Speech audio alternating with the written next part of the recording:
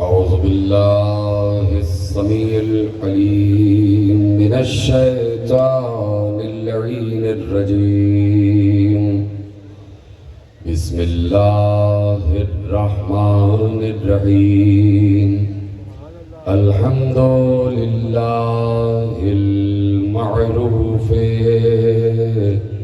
من غير رؤية والخالق من غير روية الذي لم يزل قائما دائما إذ لا سماء ذات أبراج ولا ليل داج ولا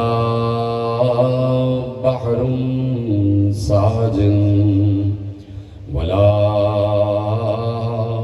أرض ذات مهاد ولا خلق ذو اعتماد والصلاة والسلام والتحية والإكرام على نبي الرحمة وخازن المغفرة وقائد الخير والبركة ومنقذ العباد من الهلكة سيدنا ومولانا أبي القاسم محمد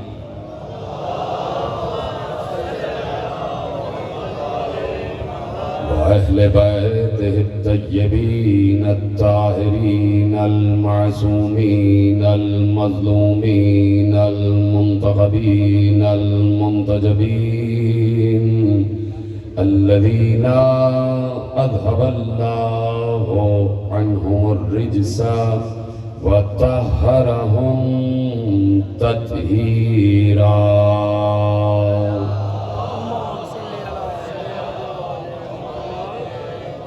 أما بعد فقد قال الله سبحانه وتعالى في محكم كتابه المجيد وفرقانه الحميد وقوله الحق بسم الله الرحمن الرحيم الذين آمنوا وتطمئن قلوبهم بذكر الله ألا بذكر الله تطمئن القلوب صلوات پڑھے محمد وآلہ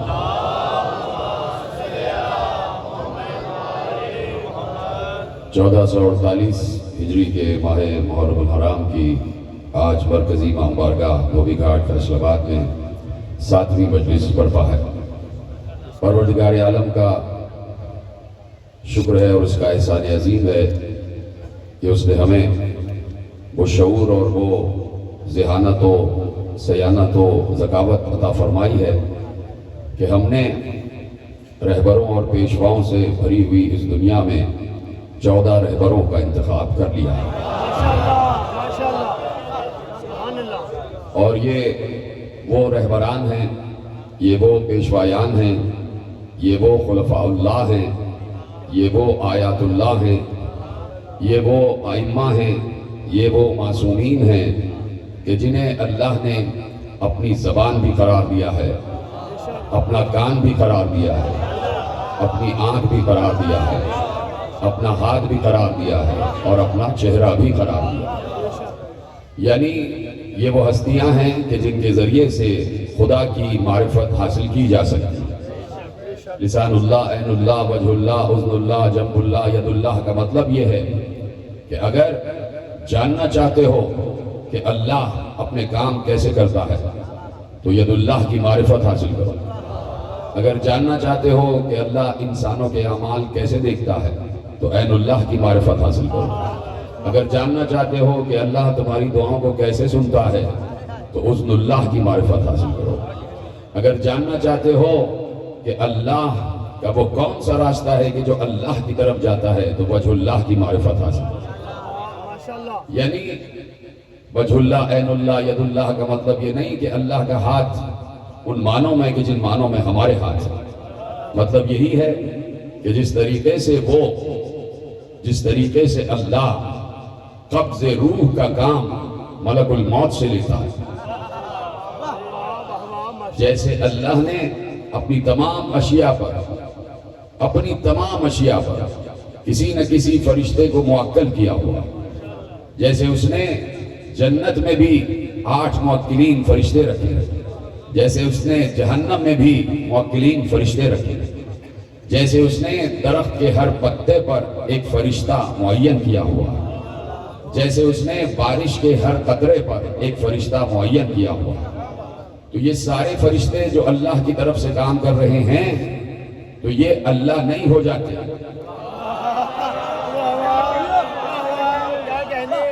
یہ جو اللہ کی طرف سے اور اللہ کے مقرر کردہ کام کرتے ہیں اور جن کاموں پر اللہ نے انہیں معین کیا ہوا ہے یہ اللہ کے کہنے سے کام کرتے ہیں۔ تو اب یقیناً پچھلے سال میں کہہ چکا اور ابھی بھی میں نے عرض کیا کہ ہر کثرت قلت کی محتاج ہوتی ہے، اس لیے ان تمام کام کرنے والوں فرشتے جو پوری دنیا پر مامور ہیں، ان تمام کام کرنے والے فرشتوں کو ایک جگہ مرکزیت چاہیے، اور وہ مرکزیت جبرائیل کی صورت میں اللہ نے عطا کی کہ جنہیں سید الملائکہ بنایا، کہ اب کوئی فرشتہ بھی جبرائیل کو بتا رہا ہے، جبرائیل کو رپورٹ کر رہا ہے، جبرائیل کو خبر دے رہا ہے۔ سید الملائکہ ہیں جبریل، ملائکہ کا سردار ہے جبرائیل، ہر فرشتہ جبرائیل کی نگاہ میں ہے، ہر موکل فرشتہ جبرائیل کی نگاہ میں ہے، ہر قطرے پر معمور فرشتہ جبرائیل کی نگاہ میں ہے، ہر پتے پر معمور فرشتہ جبرائیل کی نگاہ میں ہے۔ ملک الموت جو قبض روح کر رہا ہے اس کا سردار بھی جبرائیل ہے، جو اسرافیل ہے جو ابھی سور پھونکے گا اس کا استاد بھی جبرائیل ہے، جو میکائیل ہے جو تقسیم رزق پر مامور ہے اس کا استاد بھی جبرائیل ہے، یعنی ہر فرشتے کا استاد ہے جبرائیل، اور جبرائیل خادم ہے علی کا۔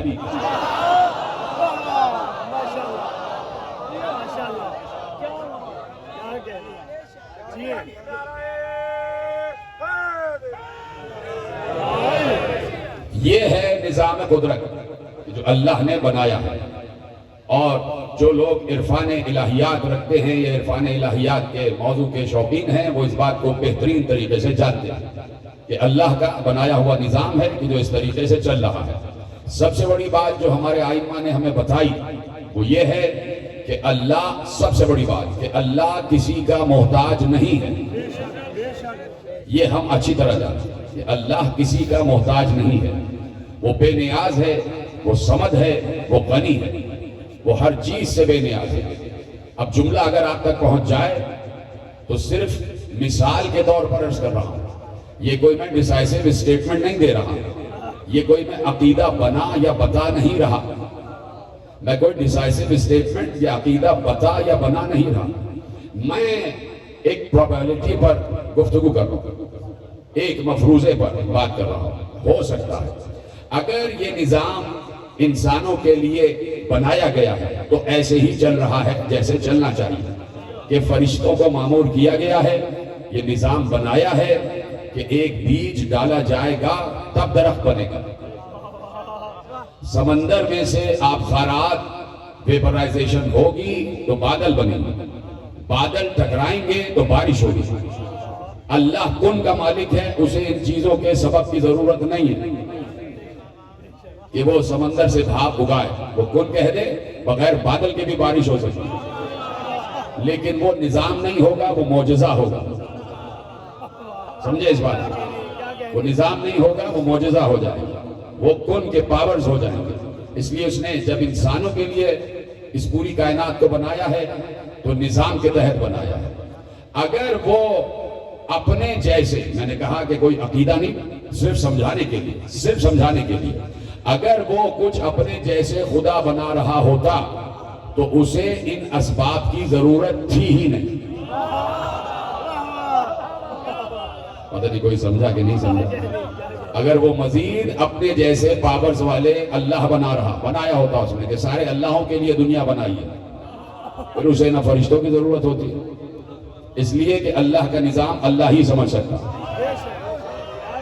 اللہ کا نظام اللہ ہی سمجھ سکتا ہے۔ میں صرف سمجھانے کے لیے ہی کہہ رہا ہوں، چونکہ اس نے یہ دنیا عالم اسباب بنایا ہی اللہ نے عالم اسباب ہے، اس لیے ہر چیز ایک دوسری چیز سے جڑی رہے گی، ہر کوئی ایک دوسرے کا محتاج رہے گا، اللہ کسی کا محتاج نہیں رہے گا۔ بات پہنچ گئی؟ تو یہ پورا نظام کائنات جو اللہ نے بنایا ہے انسانوں کے لیے بنایا، اور کہیں نہ کہیں جا کر ایک مرکزیت ہے کہ جو طلب کر رہی ہے، کہ جو منسلک ہو رہی ہے، کہ جو متصل ہو رہی ہے۔ تو یہ ساری جتنی بھی اسباب ہیں جا کے منطبق ہوتے ہیں علی ابن ابی طالب پر۔ اس لیے علی کے لیے ضروری تھا کہ پیغمبر اور اللہ دونوں مل کے علی کے لیے یہ کہیں کہ یہ اللہ کی آنکھ ہے، یہ اللہ کا چہرہ ہے، یہ اللہ کا ہاتھ ہے، یہ اللہ کا پہلو ہے، کیونکہ ساری چیزیں جا کے مرکز پہ اپنے قائم ہو رہی ہیں، اور مرکز ہے ذات علی، یہ اللہ و محمد اور علی، یہ ولایت کا ایک مرکز ہے کہ جو پروردگار عالم نے ترتیب دیا ہے۔ اس ولایت کے مرکز میں اللہ بتانا چاہتا ہے کہ میرا اگر ہاتھ ہے تو علی ہے، میرا اگر ہاتھ ہے، میرا اگر کان ہے تو علی ہے، میرا اگر چہرہ ہے تو علی ہے۔ یہ کیوں نہیں کہا کہ میرا ہاتھ میرا چہرہ محمد ہے؟ نہیں کہا تو اس کا مطلب یہ نہیں ہے کہ محمد نہیں ہے، سمجھے اس بات کو؟ نہیں کہا تو اس کا یہ مطلب نہیں ہے کہ محمد کچھ نہیں ہے، محمد علی سے بھی بڑے ہیں۔ تو اب دیکھنا یہ ہے کہ جس علی کو اللہ اپنا چہرہ، اپنا ہاتھ، اپنا کان، اپنی زبان کہہ رہا ہے، اس علی نے یہ ارشاد فرمایا پوری مسجد نبوی میں کہ میں محمد کے اطاعت گزاروں میں سے ایک اطاعت گزار ہوں۔ اب سوچو کہ محمد کیا ہوں گے جب علی اللہ کا ہاتھ ہے۔ شاید میں بات پہنچا سکا کہ سوچو کہ مصطفیٰ کیا ہوں گے کہ جب علی عین اللہ ہے۔ تو ان تینوں نے، یعنی اللہ تو بہت بڑی سپریم پاور ہے جو خالق محمد و علی بھی ہے، یعنی وہ بتانا چاہتا ہے کہ ظاہر سی بات ہے اللہ اتنا عظیم ہے کہ محمد و علی کے نور کا خالق ہے۔ توجہ ہے نا آپ کی؟ تو اس لیے اسباب قرار دے دیا، تمہید پہنچ گئی نا آپ تک، اس کو عالم سبب قرار دے دیا جب ہر چیز ایک دوسری چیز سے جڑی ہوئی ہے۔ کاش کہ میرا جملہ پہنچ جائے، جملہ میرا نہیں، جملہ معصوم کا ہے جس کے لیے میں نے اتنی تمہید آپ کے حوالے کی ہے۔ ہر چیز ایک دوسرے سبب سے جڑی ہوئی ہے، اور ہر سبب کہیں نہ کہیں جا کے مسبب سے ملتا ہے، یعنی کہیں نہ کہیں کوئی مرکزیت قائم ہو جاتی ہے جس سے وہ جڑ جاتا ہے۔ تو جب سارے اسباب کسی نہ کسی مسبب سے، کسی نہ کسی سبب پیدا کرنے والے سے جڑ رہے ہیں، تو اب جب ذکر الہی کی بات آئی، جب ذکر اللہ کی بات آئی، تو وہ بھی تو کہیں نہ کہیں جا کے کسی سے جڑے گا، وہ بھی تو کہیں نہ کہیں کسی مرکزیت پر جا کر قائم ہوگا۔ اگر جملہ پہنچ جائے تو مجھے بتائیے گا۔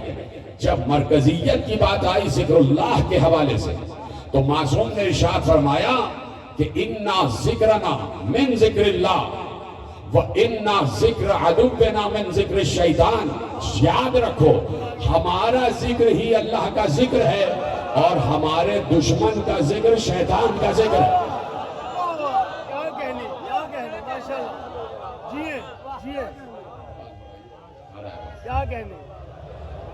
توجہ فرما لیا آپ نے؟ بات پہنچ گئی؟ اِنَّا ذِكْرَنَا مِن ذِكْرِ اللَّهِ وَذِكْرَ عَدُوِّنَا مِن ذِكْرِ الشَّيْطَانِ۔ درود پڑھ دیجئے محمد و آل محمد پر۔ جب میں ان سے مخاطب ہوتا ہوں تو آپ بالکل سناٹے میں آ جائیں، جیسے پتہ نہیں کیا کوئی لڑائی جھگڑا ہو گیا، بالکل حیرت۔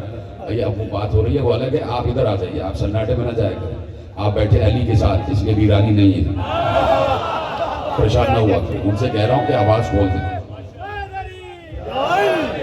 ماشاءاللہ۔ اِنَّا ذِكْرَنَا مِن ذِكْرِ اللَّهِ، ہمارا ذکر اللہ کے ذکر میں سے ہے۔ دیکھیے لفظ من پر آپ میری ہزاروں تقریریں سن چکے، میری کیا سب کی ہزاروں تقریریں سن چکے ہوں گے۔ इन्ना ज़िक्रना मिन ज़िक्रिल्लाह, हमारा जिक्र अल्लाह के जिक्र में से है या अल्लाह का जिक्र है। और कहा कि जहां हक है वहां बातिल तो होगा। तो जब हमारा जिक्र अल्लाह के जिक्र में से है तो हमारे गैर का जिक्र शैतान के जिक्र में से होगा।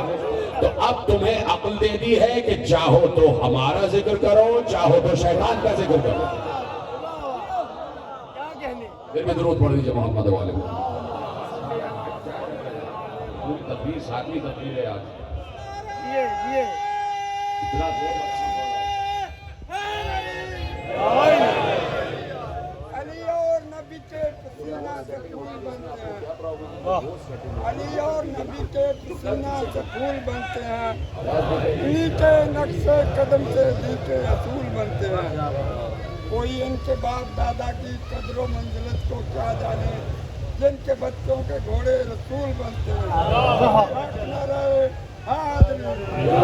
तो जो है तो जैसा भी है मेरी बात सुनते रहिएगा, कुछ बेहतर हुई आवाज, हाँ इसी तरह रहने दीजिएगा, बात पहुंच रही है। बहुत अहम बात आपके हवाले कर रहा हूं कि इन्ना ज़िक्रना मिन ज़िक्रिल्लाह व ज़िक्र अदुव्विना मिन ज़िक्रि शैतान, ये हमारा जिक्र ही अल्लाह का जिक्र है। ये बताइए कि 1400 बरस की तारीख में न मालूम कौन कौन रहबर, पेशवा, रहनुमा, कायद और खुलफा गुजर गए। क्या किसी में ये हिम्मत और हौसला था कि कह सके हमारा जिक्र अल्लाह का जिक्र है?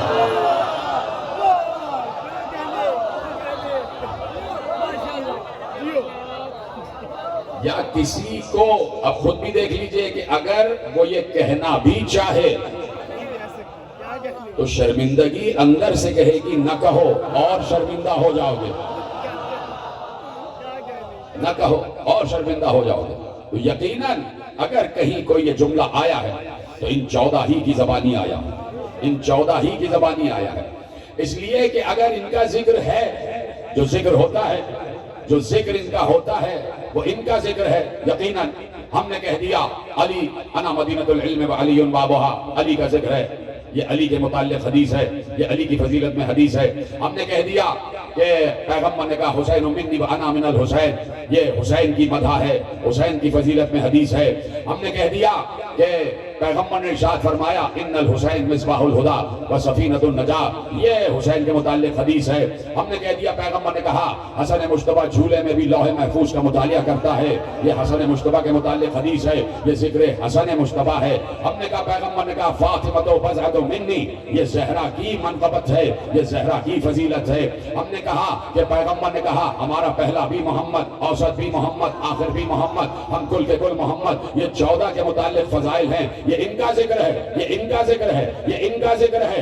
मैं कहूंगा तमाम आइम्मा ने कहा हमारा जिक्र अल्लाह का जिक्र है, तो मैं कहने के मैं हक बजाने हूं कि हुसैन मिन्नी व अना मिन हुसैन भी उसका जिक्र है, अल हक व अली व अली मअल हक भी उसका जिक्र है। माशाअल्लाह माशाअल्लाह, समझो है, यानी जितना जितना जितना जिक्र आले मोहम्मद होगा, जितने फजाइल आले मोहम्मद पढ़े जाएंगे। भाई मैं तो इस मंजिल यकीन पर हूं कि मैं ये कह दूं कि जब मुस्तफा जैसे सच्चे ने कह दिया तो अब जितनी अहादीस शान इमामत में है वो अल्लाह ही का जिक्र है। और अब जब ये बात तय पा गई कि जितनी अहादीस शान इमामत में है वो सब जिक्रुल्लाह हैं, तो अब ये कहने में हक बजानिब हूं कि अल्हम्दुलिल्लाह रब्बिल आलमीन इनका जिक्र है। माशाअल्लाह जी, क्या कहने लगा साहब, तवज्जो किया आप?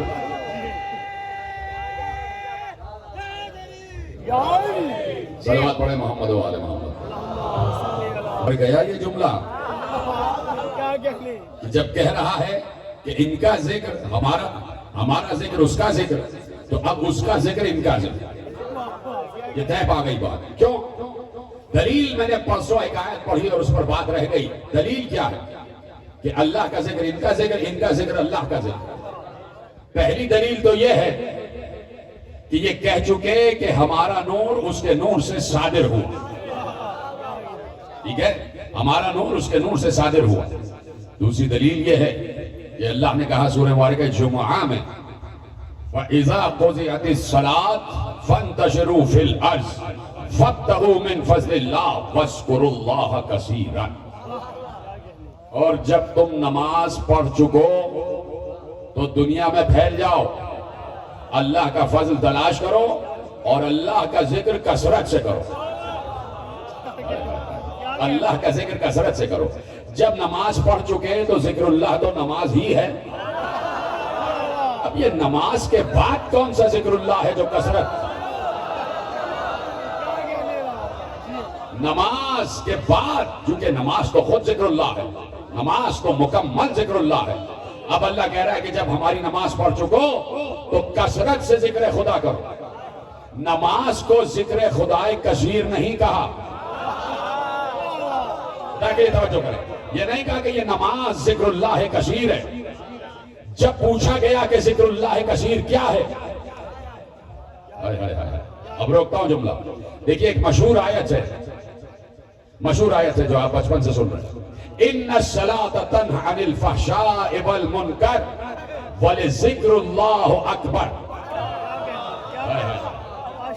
وہ کہ آواز ابھی بھی بہت بیکار ہے، لیکن اب میں قربانی دے رہا ہوں اپنے گلے کی، اور آپ میرا ساتھ دیتے جائیے گا. یہ یقین فرمائیں کہ مجھے آواز بالکل سپورٹ نہیں کر رہی، لیکن آپ کے سپورٹ سے پوری تقریر آگے بڑھے گی. تیار ہے سب سننے کے لیے؟ کہ ان الصلاۃ تنہی عن الفحشاء والمنکر ولذکر اللہ اکبر. بے شک نماز فحش اور برے کاموں سے بچاتی ہے، اور اللہ کا ذکر تو اکبر ہے. بے شک نماز فحش اور برے کاموں سے، برائیوں سے بچاتی ہے، اور اللہ کا ذکر اکبر ہے. یعنی نماز اپنی جگہ، لیکن ذکر اللہ اس سے بھی اکبر ہے. پوچھا گیا ذکر اللہ اور اکبر کیا ہے، تو چھٹے امام نے کہا نحن ذکر اللہ و نحن اکبر.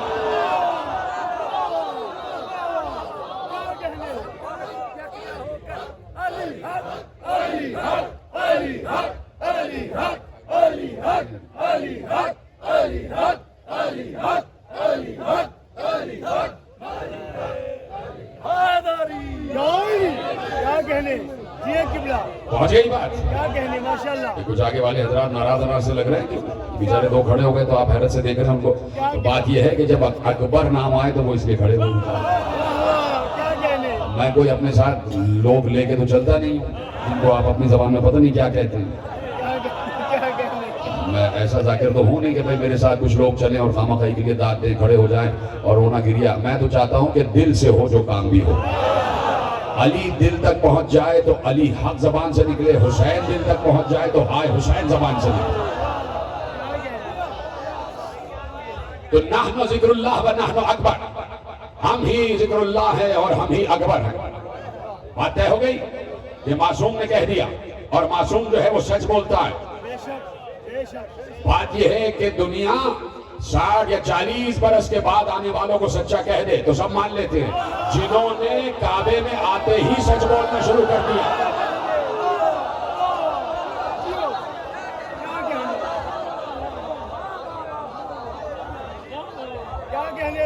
تو اب جب معصومین نے کہہ دیا کہ نحن ذکر اللہ و نحن اکبر، ہمارے یہاں کی ہر روایت نے یہ جملہ محفوظ کیا، تو ہم کیسے انکار کر دیں؟ اور معصوم وہی بات کہتا ہے جو اللہ کا رسول کہتا ہے، اور رسول وہی کہتا ہے جو اللہ کی وحی کہتی ہے. سلامت رہے کہ معصوم علم رسول کا وارث ہے، اور رسول وحی الہی کا مالک و حامل ہے. اور معصوم کے پاس جتنا علم آیا ہے وہ رسول اللہ کا علم آیا. اور معصوم کہہ رہے ہیں نحن ذکر اللہ، نحن انا نہیں، کسی ایک کا نہیں، ہم سب کا ذکر اللہ ہے. ہم یہ بھی نہیں کہا، یہ عجیب بات ہے، یہ بھی نہیں کہا کہ ہمارا ذکر اللہ کا ذکر ہے، کہا ہم ہی اللہ کے ذکر ہیں. یہ طرح سلامت رہے. پچھلے سال پوری تقریر معارف الہیہ پر کی ہے، تو اب یہ تقریر کر رہا ہوں کہ پہلے سمجھایا جائے کہ اللہ کیا ہے، اور پہلے دنیا کو بتایا جائے کہ ہم اللہ کو اللہ مانتے ہیں. ہم اللہ کے علاوہ غیر اللہ کو اللہ مانتے ہی نہیں. چاہے وہ علی ہی کیوں نہ ہو.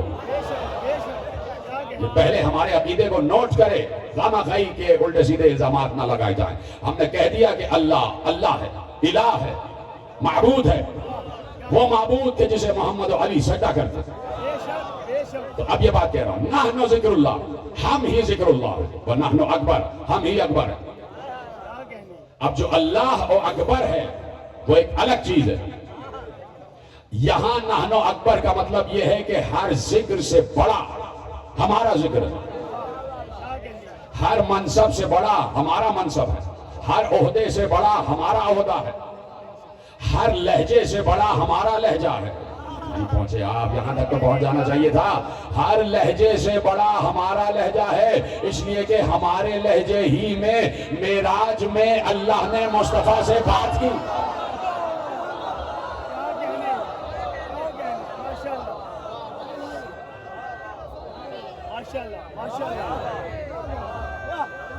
کیا کہنے کی بلا. توجہ فرما لی نا آپ نے, خدا سلامت رکھے آپ کو. جیسے آپ سن رہے ہیں, یہ آپ ہی کا خاصہ ہے, اور یہ آپ ہی کی حوصلہ افزائی اور ہمت افزائی ہے کہ گفتگو یہاں تک پہنچ گئی کہ نحن ذکر اللہ و نحن اکبر. ذکر اللہ ہم ہیں, یہ ہمارا ذکر ہے, اور ہر انسان سے بڑا ذکر ہمارا ہے, اسی لیے ہم ہر انسان میں اکبر ہیں. جہاں بھی لفظ اکبر آئے وہ آل محمد کے لیے ہے. جو سمجھتے ہیں تو میرا سلام ہے بھائی. ہمارا نبی صدیق اکبر ہے, مصطفیٰ صدیق اکبر ہیں, سب سے بڑا صدیق. اس لیے کہ اللہ نے قرآن میں کہا وَاذْكُرْ فِي الْكِتَابِ إِبْرَاهِيمَ إِنَّهُ كَانَ صِدِّيقًا نَبِيًّا. ابراہیم, اللہ کہہ رہا ہے ابراہیم ہمارا صدیق نبی تھا. وَاذْكُرْ فِي الْكِتَابِ إِدْرِيسَ إِنَّهُ كَانَ صِدِّيقًا نَبِيًّا. ادریس صدیق نبی تھا. تو اللہ جسے صدیق کہے وہی صدیق اکبر ہے, اور آل ابراہیم ہے ہمارا مصطفیٰ. تو یہ صدیقیت نسل میں آئی ہے آل محمد کے. تو اب اگر کہہ دے آل محمد کی کوئی فرد یہ کہہ دے کہ نحن ذکر اللہ و نحن اکبر, ہم ہی انسانوں میں بلند ہیں, ہم ہی انسانوں میں اکبر ہیں, اللہ اکبر نے ہمیں اکبر کیا ہے. جو اب جب کہہ دیا کہ نحن ذکر اللہ, ہم ذکر اللہ ہیں, یا ہمارا ذکر اللہ کا ذکر ہے, تو اب سورہ جمعہ میں اگر یہ کہا جائے ترجمے میں فَإِذَا قُضِيَتِ الصَّلَاةُ فَانتَشِرُوا فِي الْأَرْضِ وَابْتَغُوا مِن فَضْلِ اللَّهِ وَاذْكُرُوا اللَّهَ كَثِيرًا لَعَلَّكُمْ تُفْلِحُونَ. دیکھو حدیث کو آیت سے, آیت کو حدیث سے جوڑنا بہت ضروری ہے. کیا کہا؟ جب نماز پڑھ چکو فَانتَشِرُوا فِي الْأَرْضِ, زمین پر چاروں طرف پھیل جاؤ, اللہ کا فضل تلاش کرو, اللہ کا فضل تلاش کرو. اور فوراً کہا اللہ کا فضل تلاش کرنے سے متصل کہا وَاذْكُرُوا اللَّهَ كَثِيرًا. اور جب اللہ کا فضل تلاش کرو تو ساتھ ہی اللہ کا ذکر بھی کرو کثرت سے. کیوں یہ سب کیوں کرو؟ لَعَلَّكُمْ تُفْلِحُونَ, تاکہ تم فلاح پا جاؤ. یعنی فلاح کا راستہ صرف نماز نہیں ہے, فلاح کا راستہ صرف نماز نہیں ہے. فلاح کا راستہ یہ ہے کہ نماز کے بعد پھیل جاؤ, اور پھیلنے کے بعد ذکر فضل خدا تلاش کرو, اور فضل خدا تلاش کرتے کرتے ذکر اللہ کرو تاکہ تم فلاح پا جاؤ. جب پہلا جملہ تبلیغ رسالت کا پیغمبر نے کہا تھا کوہ ابو قبیس پہ بلند ہو کے کفار مکہ کے سامنے, تو کیا کہا تھا؟ قولوا لا الہ الا اللہ تفلحوا, کہو لا الہ الا اللہ تاکہ فلاح پا جاؤ. اس وقت فلاح پانے کا صرف ایک طریقہ تھا کہ لا الہ الا اللہ کہو, فلاح پا جاؤ گے. یعنی اس وقت اگر کوئی لا الہ الا اللہ کہہ کے مر جاتا تو وہ فلاح یافتہ تھا. لیکن جب سورہ جمعہ کی آیت آ گئی کہ تم نماز بھی پڑھو, تم زمین پر پھیل جاؤ, تم ہر جگہ زمین پر اللہ کا فضل تلاش کرو, اور تم اللہ کا ذکر کثرت سے کرو, یہ چار چیزیں کرو گے تب فلاح پاؤ گے. اب فلاح کا میزان اور نصاب بڑھ گیا. تو اب کیا کیا ہے؟ نماز تو آپ نے پڑھ لی, نماز تو آپ نے پڑھ لی, ٹھیک ہے. اس کے بعد آپ زمین پر پھیل گئے, چاروں طرف پھیل گئے, پتہ نہیں پہنچے کہ نہیں پہنچے. نماز آپ نے پڑھ لی, چاروں طرف زمین پر پھیل گئے. پھیلے کیوں؟ وَابْتَغُوا مِن فَضْلِ اللَّهِ, اللہ کا فضل تلاش کرنے, اللہ کا فضل تلاش کرنے. یہ وَابْتَغُوا کا جملہ بھی بڑا عجیب جملہ ہے. یا ایھا الذین آمنوا اتقوا اللہ وابتغوا الیہ الوسیلہ، اے ایمان والو اللہ کی طرف وسیلہ تلاش کرو. یعنی فضل من اللہ کا مطلب یہ ہے کہ اللہ کا فضل یعنی اللہ تک پہنچنے کا وسیلہ تلاش کرو، اور ذکر خدا کرو کثرت سے. اور جب یہ سارے کام کر لو گے تو تم فلاح پا جاؤ گے. جب بات آ گئی فضل خدا کی تو ایک بار معصوم نے کہا فضل سے مراد علی، اور ذکر اللہ سے مراد ذکر علی، یعنی نماز سے پہلے بھی آل محمد کا ذکر.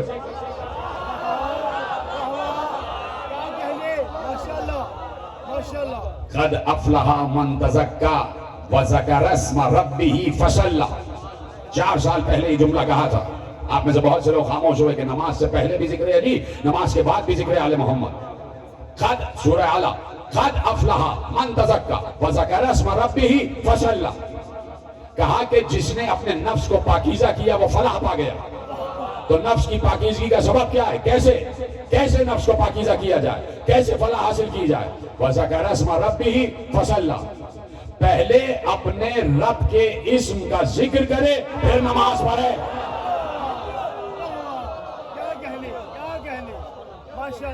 پہلے اپنے رب کے اسم کا ذکر کرے پھر نماز پڑھے.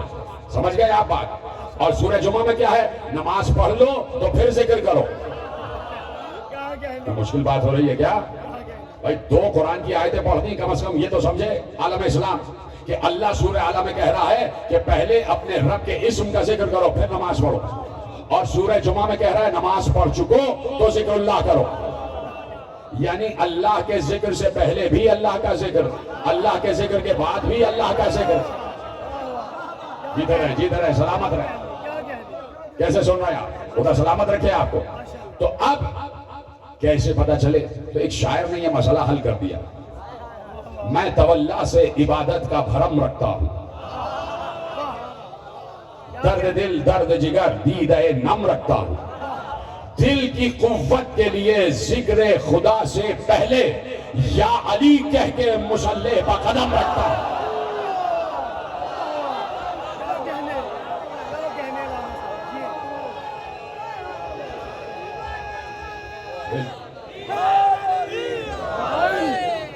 ماشاءاللہ.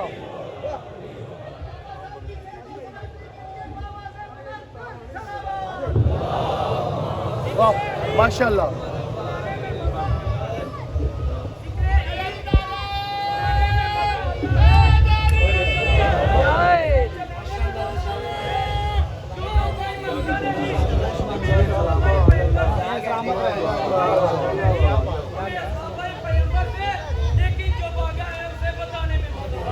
قبلہ صاحب کے الفاظ کو انڈورس تو نہیں کہہ سکوں، ان کو سیکنڈ کرنے کے لیے ان سے دعا کی خاطر. قبلہ صاحب نماز پہ بات کر رہے ہیں.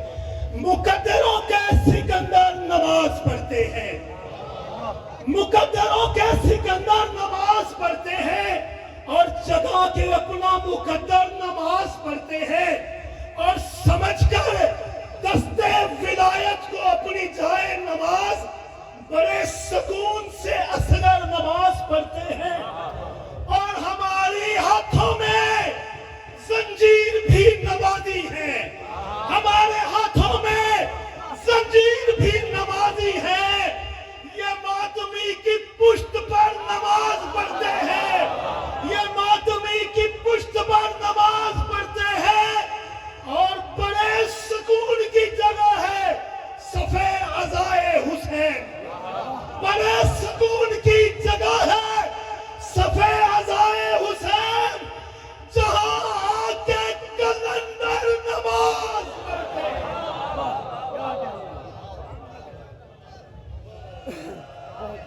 یا سارت الحسین لبیک یا حسین، لبیک یا حسین، لبیک یا حسین، لبیک یا حسین، لبیک یا حسین، لبیک یا حسین. دیکھیے یہ لبیک یا حسین کے نعرے یقیناً امام حسین اسلام تک پہنچتے ہیں. اور یہ جو آپ دست اپنے بلند کرتے ہیں یہ گویا امام حسین کو دکھا رہے ہیں کہ ہم آپ کی بزم میں موجود ہیں، ہم آپ کی بزم میں آ گئے ہیں. یہ لبیک کے نعرے امام حسین اسلام تک پہنچتے ہیں اور وہ وہاں سے بھی اس کا جواب دیتے ہیں. اور جواب اس عالم میں ہوتا ہے کہ وہ خود آ جاتے ہیں. ویسے تو ہر محب کے دل کے اندر وہ ہیں. کسی نے غزل کا شعر کہا، وہ میں دیکھیے کس طریقے سے آپ کے حوالے کرتا ہوں. کہنے والے نے کہا، بہت بڑا شاعر گزرا اردو ادب کا، کہ دل کے آئینے میں ہے تصویر یار. دل کے آئینے میں ہے تصویر یار، ایک ذرا گردن جھکائی دیکھ لی.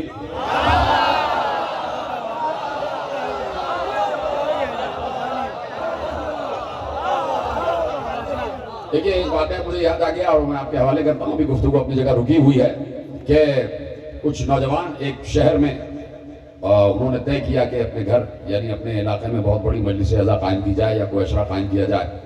تو اب وہ سب بیٹھ گئے ایک ساتھ اور میٹنگ ہو گئی. تو کہا کہ بھئی سب چیز ہو تو جائے گی لیکن فائنانس کا مسئلہ ہے اور ہدیہ نہیں ہے، ایسے نہیں ہے کہاں سے مجلس اعضاء برپا ہوگی. تو سب نے سوچا کہ کیا کیا جائے، کس سے بات کی جائے. تو شہر کا ایک بزنس مین تھا، ایک تاجر بہت بڑا، وہ بھی چاہنے والا تھا. اس کے پاس پہنچ گئے اور کہا کہ ہم اس طرح بڑی سی مجلس اعضاء کرنا چاہتے ہیں اور کئی مجلسیں کرنا چاہتے ہیں. ہمارے پاس مصرف نہیں ہے، مصارف نہیں ہے، تو ہم آپ کے پاس آئے کہ آپ ذرا کچھ ہماری مدد کیجئے تاکہ ذکر حسین، ذکر اللہ، ذکر علی، ذکر اللہ یہ آگے بڑھے. انہوں نے فوراً چیک بک نکالی اور کہا کہ اس میں جتنے آپ کو لینے ہیں اس پہ لکھ دیجیے. ان نوجوانوں نے لکھ دیا جتنی رقم چاہیے. اس تاجر نے جب چیک سامنے آیا تو جو نوجوانوں نے لکھا تھا اس پہ ہاتھ رکھا، پڑھا نہیں کہ کتنا لکھا اور سائن کر دی. اس نے دیکھا نہیں کہ انہوں نے کتنا لکھا، ہاتھ رکھ دیا اور سائن کر دی. وہ لے گئے، مجلس ہو گئی، مجلسیں ہو گئی. تو اسی تاجر نے خواب میں دیکھا کہ وہ مجلس پہ روتا ہوا آیا، یہ کچھ ہوا، جو کچھ بھی ہوا ساری مجلسیں ہو گئی. تو تاجر کا انتقال ہو گیا. تو ایک شخص نے انہی میں سے خواب میں دیکھا کہ تاجر سے ملاقات ہوئی جس کا انتقال ہو گیا، بہت عرصے بعد اس سے ملاقات ہوئی. تو کہا کہ کیا رہا تمہارے ساتھ حشر میں، تمہارے ساتھ کیا رہا بعد مردن، بعد موت، جو تمہارے ساتھ قبر کے اور برزخ کے حالات رہے، تو کیا رہا؟ کہا کہ سید الشہداء کے سامنے میرے اعمال پیش کیے گئے اور میرے اعمال نامے میں جو کچھ لکھا تھا، جو بھی میں نے احسن ترین کام کیے تھے، جو کچھ بھی تھا امام کے سامنے پیش کیے گئے. امام کے سامنے فرشتوں نے میرا اعمال نامہ پیش کیا. امام نے بغیر دیکھے دستخط کر دی.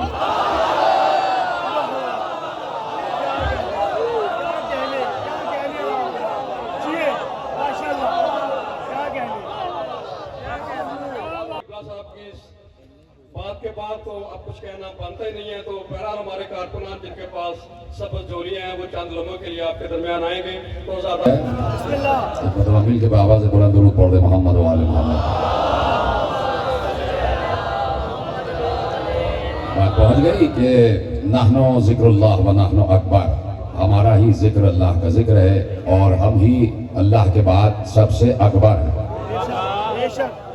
ہم ہی اللہ کے بعد. اسی لیے کہنے والا کہہ گئے مصطفیٰ کی شان میں کہ بعد از خدا بزرگ توئی قصہ مختصر. اللہ کے بعد مصطفیٰ سب سے بڑے ہیں. بس کہا کہ ساری بات ختم ہو گئی کہ اللہ کے بعد مصطفیٰ سب سے بڑا. اللہ کے بعد مصطفیٰ سب سے بڑے ہیں. اللہ کے بعد مصطفیٰ سب سے بڑے ہیں. اور ہم یہی کہتے ہیں کہ اللہ کے بعد مصطفیٰ سب سے بڑے ہیں. یہ بھی تو دیکھو کہ اس کی گودی میں پلے ہیں.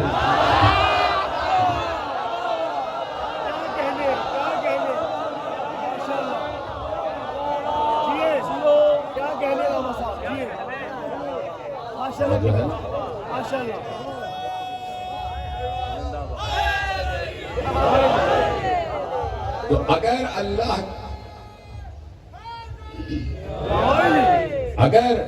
اللہ تک پہنچنا ہے اور اس سے رابطہ کرنا ہے، اس سے مربوط ہونا ہے، تو یقیناً اللہ تو ہر جگہ ہے اور رگے گردن سے بھی قریب ہے. رگے گردن سے بھی قریب ہے. تو طریقے سیکھنا پڑیں گے کہ کیسے اس سے مخاطب ہوا جائے. توجہ ہے، طریقے سیکھنا پڑیں گے کہ کیسے اس سے مخاطب ہوا جائے. اس لیے اللہ نے ہمیں اجازت نہیں دی کہ ہم وہ کام کریں جو اللہ کر رہا ہے. ابھی شاید بات پہنچ جائے. میں نے جان بوجھ کے جملے کو ذرا سسپینس میں ڈالا کہ اللہ نے ہمیں اجازت نہیں دی کہ جو اللہ آل محمد کی طرف بھیج رہا ہے وہ براہ راست ہم بھیجیں. جو اللہ آل محمد کو براہ راست دے رہا ہے بھیج رہا ہے اس نے ہمیں اجازت نہیں دی کہ ہم براہ راست بھیجیں. اس لیے کہ آل محمد تم سے بہت بڑے ہیں تو کوئی بڑا ہی بڑے تک ہدیہ بھیجے.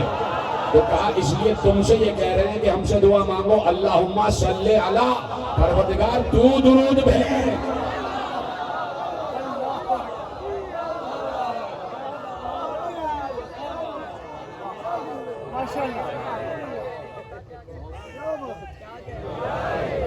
توجہ ہے نا کہ براہ راست ہمیں اجازت نہیں ہے کہ ہم آل محمد کی طرف درود بھیجیں. ہم اللہ سے کہتے ہیں کہ پروردگار تو بھیج درود. اس لیے کہ تو اپنی ذات میں اکبر, یہ اپنے صفات میں اکبر, تو اپنی ذات میں اکبر, یہ اپنے صفات میں اکبر. کہ تم صرف ہم سے کہو تو ہم درود بھیجیں گے. اس لیے کہ تم ہر وقت پاک بھی نہیں رہتے. اب یہ لوگ تو ہر وقت یطہرکم تطہیرا ہیں. تو طریقے سیکھنے ہوں گے اس سے بات کرنے کے. اسی طریقے کو امام نے بتایا اور ایک دعا میں بتایا کہ اس طریقے سے رجب میں دعا مانگو اللہ سے. سب جانتے ہیں, سب نے پڑھی ہوگی, نہیں پڑھی تو پڑھیں. کہ اس طریقے سے اللہ سے دعا مانگو ماہ مبارک رجب میں کہ اللہم انی اسألک بمعانی جمیع ما یدعوک بہ ولاۃ امرک المامون علی سرک المستبشرون بامرک الواصفون لقدرتک المعلنون بعظمتک اسألک بما نطق فیہم مشیتک وجعلتهم معادنا لكلماتك وآياتك ومقاماتك التي لا تعديل لها كل مكان. اللهم لا فرق بينهم وبينك إلا أنهم عبادك وخلقك. توجہ ہے سب کی سنی ہوئی دعائے رجبیہ. کہا کہ اگر اللہ سے رابطہ کرنا ہے تو ایسے کرو. کیسے کرو؟ براہ راست نہیں. اللہم انی اسألک بمعانی جمیع ما یدعوک بہ ولاۃ امرک. پروردگار یہ تیرے اولیاء امر جو ہے نا, یہ 14 کے 14, یہ 14 کے 14 جن ناموں سے تجھے پکارتے ہیں, میں ان ناموں کے معانی کے ذریعے تجھ سے سوال کر رہا ہوں. جو پہنچ گئے ان کو میرا سلام. میں ان ناموں کے معانی کے ذریعے تجھ سے سوال کر رہا ہوں, تجھے پکار رہا ہوں. یعنی کہیں پر بھی ربط اللہ, ربط المعصوم کے بغیر نہیں ہے. اللہ سے ربط مربوط ہونا پڑے گا معصومین سے, اور اللہ کو بتانا پڑے گا کہ پروردگار جیسے یہ تجھے پکارتے ہیں انہی ناموں سے میں تجھے پکار رہا ہوں. حالانکہ مجھے پتا نہیں کہ یہ کن ناموں سے تجھے پکار رہے ہیں, مجھے معلوم نہیں کہ یہ کن ناموں سے تجھے پکار رہے ہیں. اس کا مطلب ہے, کاش یہ جملہ پہنچ جائے, اس کا مطلب ہے کہ یہ جو اسماء حسنہ ہیں جو ہمیں دیے گئے ہیں, کہ رحمان ہے, رحیم ہے, ملک ہے, قدوس ہے, سلام ہے, مومن ہے, محیمن ہے, متکبر ہے, سمیع ہے, بصیر ہے, خبیر ہے, یہ سارے نام اپنی جگہ. لیکن جو نام اختیار کن بخشتا ہے وہ آل محمد ہی کو معلوم ہے. جو نام مستجاب الدعوات ہے جسے اسم اعظم کہتے ہیں وہ آل محمد ہی کو معلوم ہے. اب اسم اعظم کیا ہے یہ کیسے پتا چلے؟ اسم اعظم کیا ہے کیسے معلوم ہو؟ تو غالب نے کہہ دیا ورد من بوت غالب یا علی ابو طالب نیست بخل با طالب. اسم اعظم از من پرس, اگر کوئی مجھ سے پوچھے کہ اسم اعظم کیا ہے تو میں کہہ دوں گا اسم اعظم یا علی ابو طالب ہے, یا علی ابو طالب ہے, یا علی ابو طالب ہے. اس کا مطلب ہے کہ آل محمد جب اس کو پکارتے ہیں تو کہتے ہیں تجھے علی کا واسطہ. اس میں تو پوری ایک روایت موجود ہے جو آپ کو یاد ہے لیکن ریکال نہیں ہو رہی, کہ جب بھی کوئی صحابی, جب بھی کوئی پیغمبر سے کہتا تھا کہ ہمارے لیے دعا کریں, ہمارے لیے دعا کریں, ہمارے لیے دعا کریں, واقعہ اتنا مشہور ہے, یاد آیا کہ نہیں, کہ جب بھی کوئی کہتا تھا یا رسول اللہ ہمارے لیے دعا کریں تو رسول اللہ دعا کرتے پروردگار تجھے علی کا واسطہ اسے شفا دے دے, پروردگار تجھے علی کا واسطہ اس کی روزی بڑھا دے, پروردگار تجھے علی کا واسطہ اس کو اولاد دے دے. جو پیغمبر سے آ کے مانگ رہا تھا پیغمبر نے اللہ کو علی کا واسطہ دیا اور دعا کر دی. اب ایک بار لوگ انتظار میں تھے کہ علی کچھ مانگے، تو شاید جب علی مانگے کہ یا رسول اللہ میرے لیے دعا کرے، تو وہ سمجھے کہ شاید جب علی کے لیے مانگیں گے تو ہمارے ذریعے مانگیں گے. علی نے کہا یا رسول اللہ دعا کا طالب ہوں. پیغمبر نے ایک بار ہاتھ اٹھائے، کہا پروردگار تجھے علی کا واسطہ، علی کی حاجت پوری کر.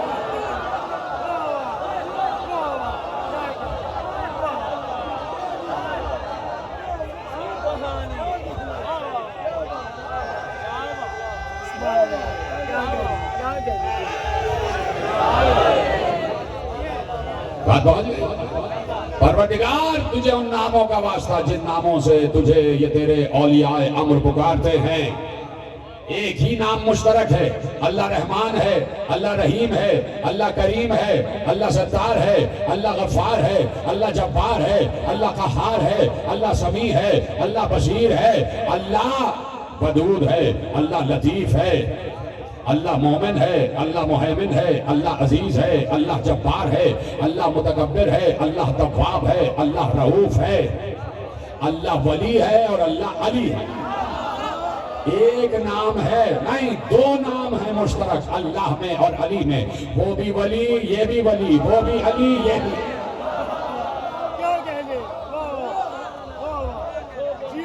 وہ بھی ولی، یہ بھی ولی، وہ بھی علی، یہ بھی علی. تو اگر علی کو علی کے نام کا واسطہ دیا جائے تو کیا مذائقہ؟ اگر ولی سے بات کی جائے اور علی کے ذریعے کی جائے، نہیں، آپ نے تو ایک ہی طرف کا جملہ سن لیا. اگر ولی سے مخاطب ہے اور علی کا واسطہ دیا جائے تو دعا ضرور قبول ہوگی. تم یہ سمجھ رہے ہو اور صحیح سمجھ رہے ہو کہ اللہ ولی کو ہم نے علی کا واسطہ دیا تو اللہ قبول کرے گا. میں دوسری بات بھی کہہ رہا ہوں کہ ہم اگر علی ولی کو اللہ علی کا واسطہ دیں،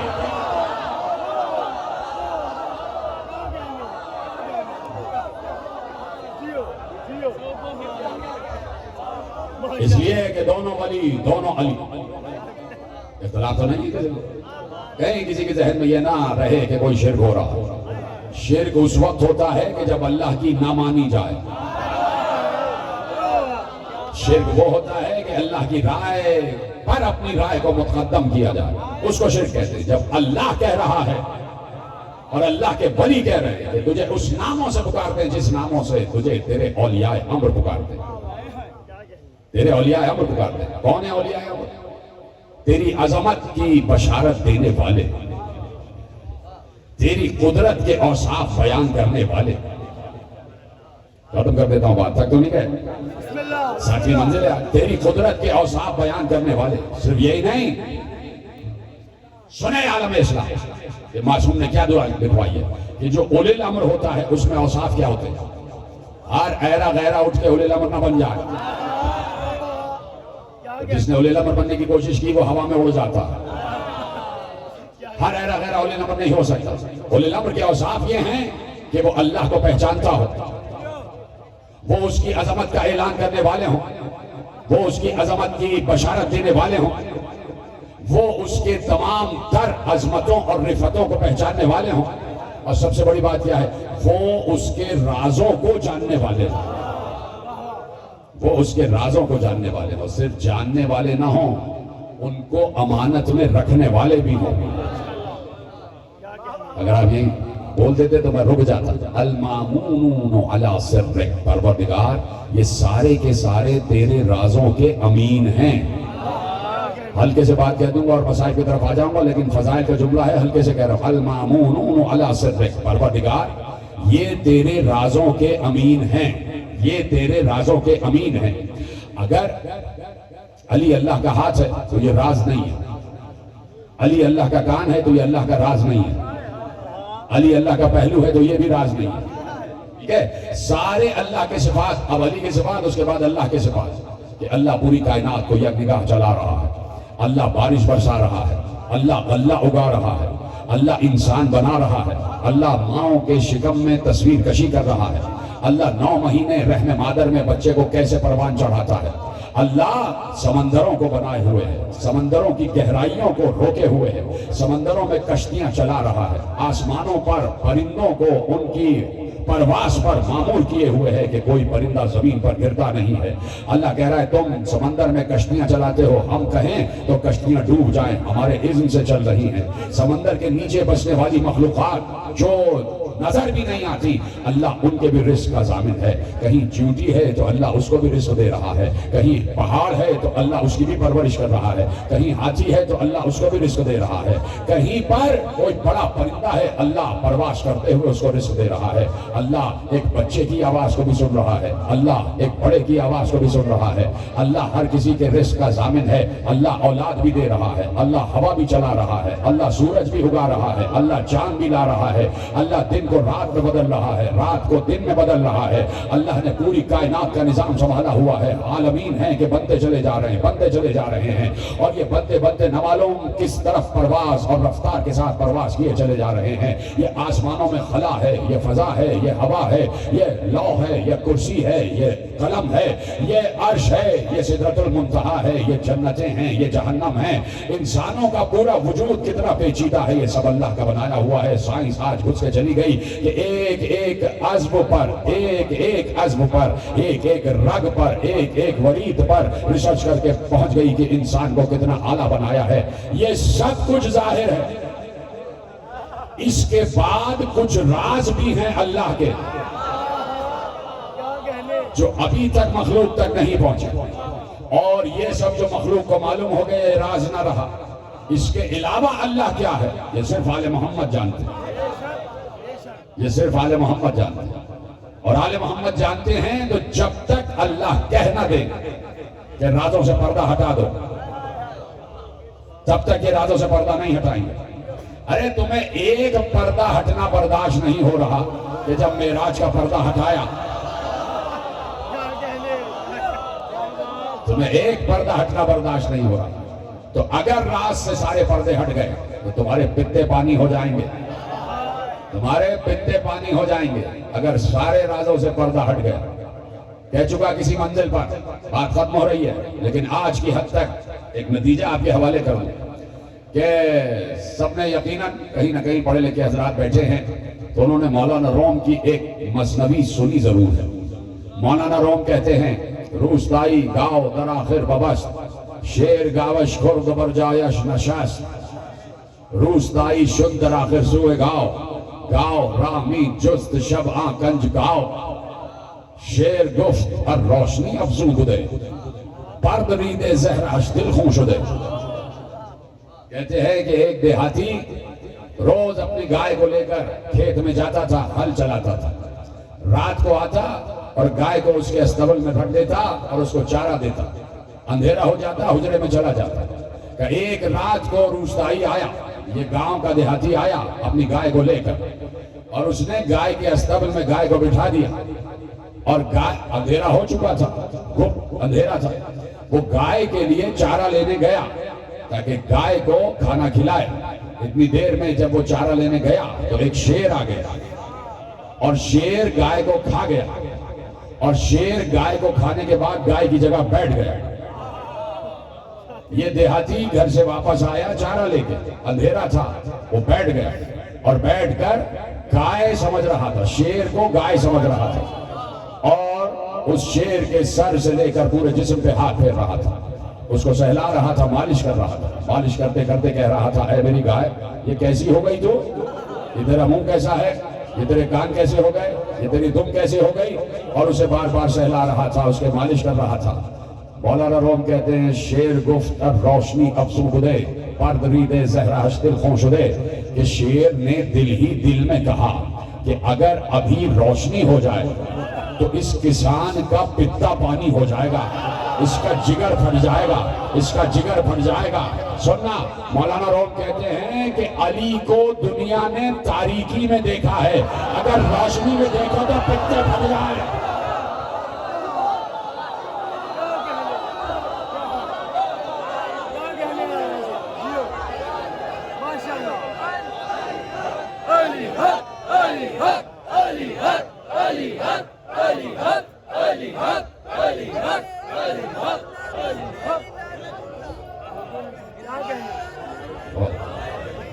جی بھائی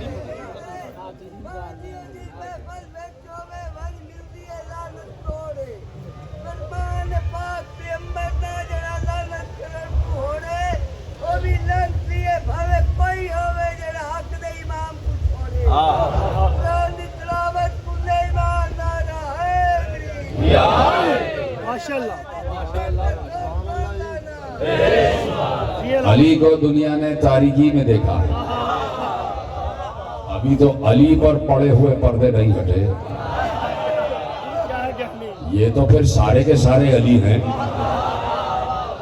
یہ تو سب کے سب محمد ہیں، ان گھر کا چھوٹا بھی محمد بڑا بھی محمد۔ تو آج ایک اور محمد کا ذکر ہو جائے، اس کا نام ہے قاسم، حسن مجتبیٰ کا نازک بدن بیٹا، 13 یا 14 برس کا بیٹا۔ قیامت یہ ہے کہ 4 برس میں یتیم ہو گیا، 4 برس میں باپ کا سایہ سر سے اٹھ گیا، اور 4 برس میں باپ کا سایہ کیسے اٹھا کہ زہر تو ملا حسن مجتبیٰ کو، زہر تو دیا گیا، 72 ٹکڑے قاسم نے بھی تشت میں دیکھے، اپنے بابا کے جگر کے 72 ٹکڑے قاسم نے تشت میں دیکھے۔ بچے پر کیا گزری ہوگی جب باپ کے جگر کے 72 ٹکڑے تشت میں آ کے گر رہے ہوں گے۔ لیکن جب حسن مجتبیٰ نے اس تشت پر کپڑا ڈلوایا تو یہ کہہ کے ڈلوایا کہ حسین میری بہن زینب آ رہی ہے، زینب کی ان ٹکڑوں پہ نگاہ نہ پڑے، اس لیے کہ زینب برداشت نہ کر سکے گی۔ حسن مجتبیٰ کے ٹکڑے تھے نا جو تشت میں گر رہے تھے، تو ذرا رو کے تو کہو کہ مولا اس وقت اپنے جگر کے ٹکڑے زینب سے چھپا رہے ہیں، کل قاسم کے ٹکڑے ہو جائیں گے، کل قاسم کی لاش کے ٹکڑے ٹکڑے ہو جائیں گے، وہ زینب بھی دیکھے گی، وہ ام فروا بھی دیکھے گی۔ اجرکم اللہ، آپ کی آوازیں، گریے کی آوازیں بلند ہو رہی ہیں۔ ایک ماں کا ارمان ہے کہ بیٹے کی بارات نکلے، ام فروا کا ارمان ہے کہ میرے قاسم کی بارات نکلے، میں اس کو دولہا بنتے ہوئے دیکھوں۔ اور آج عجیب بات ہے کہ قاسم کی بارات تو نہیں آ رہی، قاسم کا تابوت آ رہا ہے، قاسم کا تابوت آئے گا۔ عجیب بات ہے، ماں کا ارمان تھا کہ صحرا دیکھوں، بارات دیکھوں، اور آج ہم بیٹھے ہیں، ام فروا کا ارمان ایسے پورا کہ قاسم کا تابوت آ رہا ہے، قاسم کی شبیہ تابوت آ رہی ہے۔ جب سوچتا ہوں جناب قاسم کے بارے میں دل پھٹتا ہے، دل ٹکڑے ٹکڑے ہو جاتا ہے کہ ایک بیوہ ماں کا سہارا ہے، ایک بھائی کی یادگار ہے۔ بار بار حسین کہتے تھے قاسم کیسے جانے دوں بیٹا، تجھے دیکھتا ہوں تو مجھے میرا بھیا حسن یاد آ جاتا ہے۔ دیکھو حسن مجتبیٰ کی بڑی قربانی ہے، بہت بڑی قربانی ہے حسن مجتبیٰ کی، کہ حسن مجتبیٰ نے قاسم کو کس طریقے سے تیار کیا۔ یہ کوئی معمولی بات نہیں تھی کہ باپ اس دنیا سے جا رہا ہو اور بیٹے کو وصیت میں لکھ کے کیا جا رہا ہو۔ میں کہہ چکا، وہ پہنچ گئے، میں کہہ چکا کہ بیٹے کو وصیت میں لکھ کے کیا جا رہا ہو، اور جب وصیت لکھ دی تو کہا ابھی پڑھنا نہیں، اسے اپنے گلے میں ڈال لو، اپنے بازو میں باندھ لو، جب وقت آئے گا تمہیں خود پتہ چل جائے گا کہ میں نے وصیت کیا کی ہے۔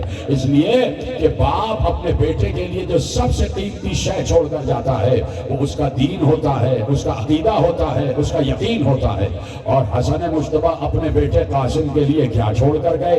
اتنی بڑی وراثت چھوڑ کر گئے کہ کائنات میں کسی کو وہ وراثت نہ ملی جو حسن مجتبیٰ اپنے 4 برس کے یتیم بچے کے لیے چھوڑ کر گئے۔ کیسے پتہ چلے کہ حسن مجتبیٰ نے وصیت میں کیا لکھا ہے؟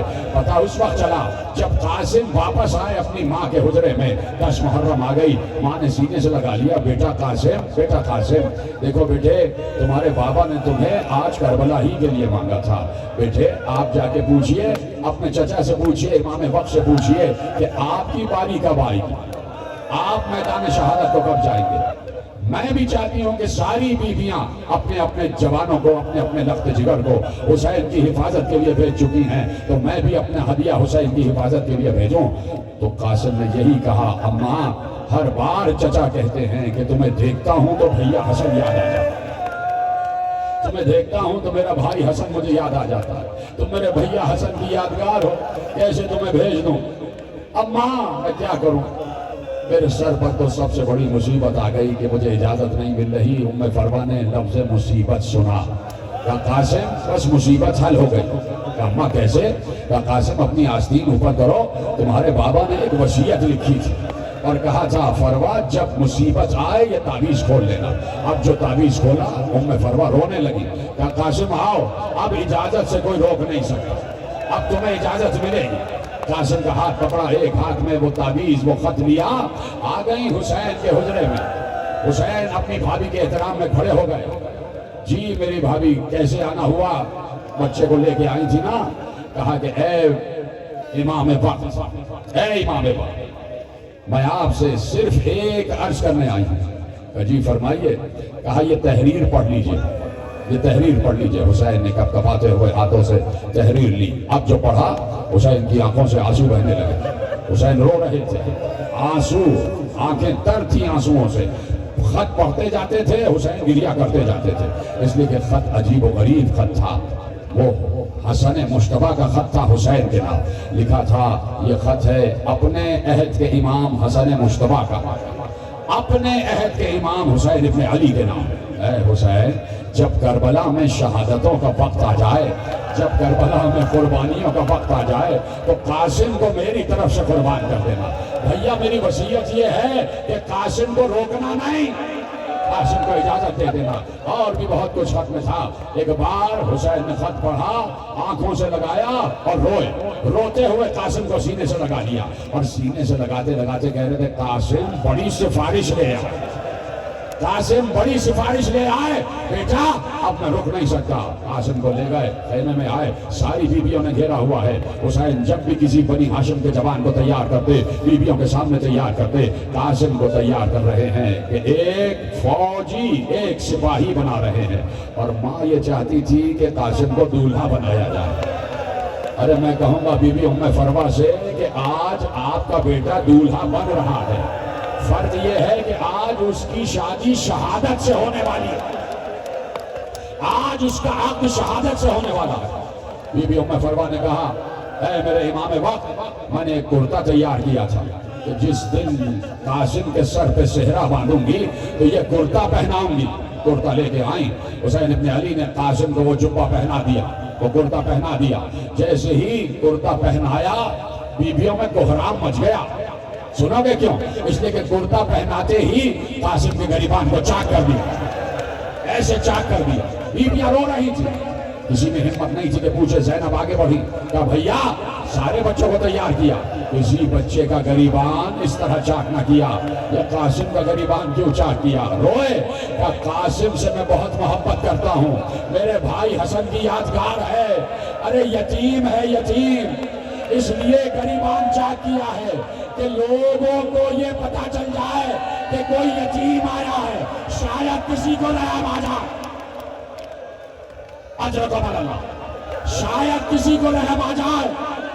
قاسم اتنی محبت, حسین اتنی محبت کرتے تھے کہ قاسم پر رحم آ جائے. چاہتے تھے جائے اور واپس آ جائے, بھائی کی وصیت بھی پوری ہو جائے اور میرا ارمان بھی پورا ہو جائے. لیکن قاسم عروس شہادت سے عقد کر چکے تھے.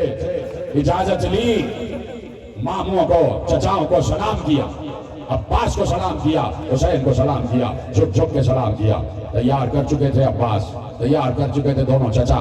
جاؤ قاسم, خدا کے حوالے, جاؤ قاسم, عروس شہادت تمہارا انتظار کر رہی ہے. جھک جھک کے دونوں چچاؤں کو سلام کیا. چل دیا حسن مشتبہ کا لال. کہاں چلا؟ تلواروں میں چلا. کہاں چلا؟ نیزوں میں چلا. کہاں چلا؟ خنجروں میں چلا. کہاں چلا؟ پتھروں میں چلا. چلا, ہزاروں اشقیاء ہیں.